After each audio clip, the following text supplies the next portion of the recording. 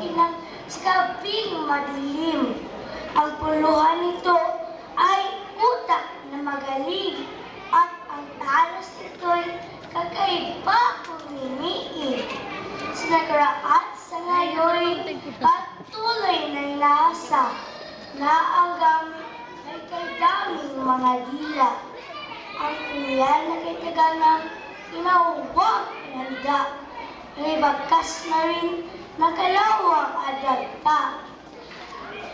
Ang punyal na ito ay wikang Pilipino na patuloy na munad sa pag-ikot ng mundo.